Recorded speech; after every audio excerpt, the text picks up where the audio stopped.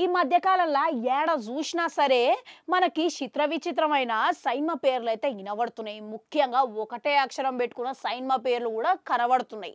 ఇక దాంట్లో ఇదే నేపథ్యంలో మరోసారి ఒకటే అక్షరం గల పేరు ఉన్న సైన్మ మన ముందుకి తీసుకురాబోతున్నారు. ఇక ఈ సైన్మ ఎవరిదానంటే ఎవరు నటిస్తున్నారనంటే యంగ్ హీరో అయిన కిరణ్ అబ్బవరం.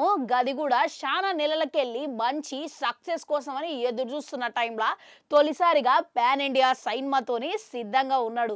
ఇక మన ముందుకి రాబోతున్నాడు. ఈ చిత్రం పేరే ఖా అని పెట్టుకున్నాడంట. ఇక ఈ చిత్రం ఉన్నది ఖా అంటే దాని అర్థమైందో తెలియదు కానీ సైన్మా చూస్తేనే అర్థమవుతుంది అన్నమాట. ఇక రీసెంట్గానే దీని ప్రీ లుక్ని కూడా స్పెషల్గా వదిలిరు. గది చూస్తే మస్తుగా ఇంట్రెస్టింగ్గా కనబడ్డది.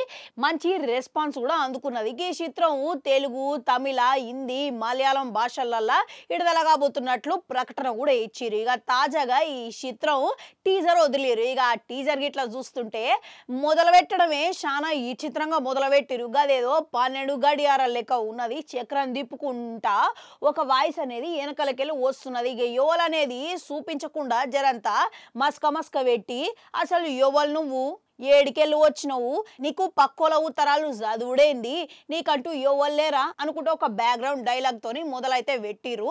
ఇక గదేందో ఆసక్తికరంగా మారింది. పోతుంటా చాలా ఇంట్రెస్టింగ్ గా అనిపించింది. ఇక గాడికెళ్ళి ఇక హీరో వాయిస్ కూడా వినబడ్డది.